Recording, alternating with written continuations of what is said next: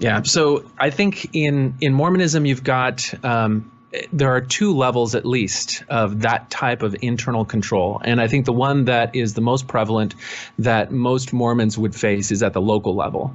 And in terms of, is there this, organized structure for internal church discipline? There is.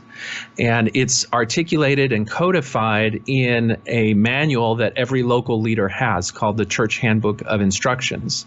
And that covers what type of transgressions would justify an official formal court hearing. We talked about this last time. It's called a court of love. That's kind of the the vernacular. But it would also be called a disciplinary council.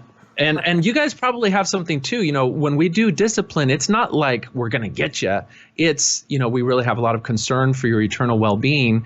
And so even if we're excommunicating you, even we're doing that as an act of love, because that's something that, when you work your way back into good fellowship, it's going to be through a process that will be transformative, that will help you and your eternal salvation. And so it's all done out of love. And even things that you'll perceive as very spiritually abusive, which is how I see excommunication in the way that it's wielded.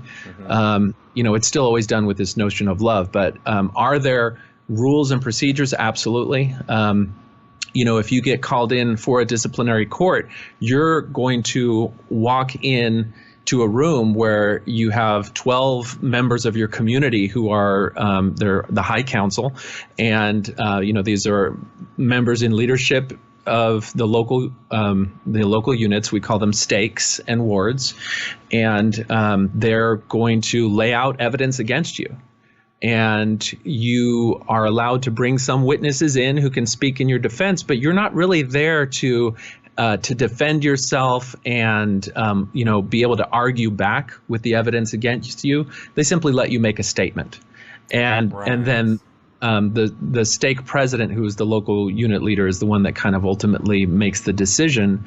And we've seen, because we've had people now go into that process and record things, we've seen that it's not uniform. I think the most egregious thing that we see not happening is if you go and you read the details of the rule book, it says that of these 12 men, half of them are supposed to be designated to speak on your behalf and to make sure that your interests are protected, and the other half are representing the stake and the leadership, and we just don't see that happening.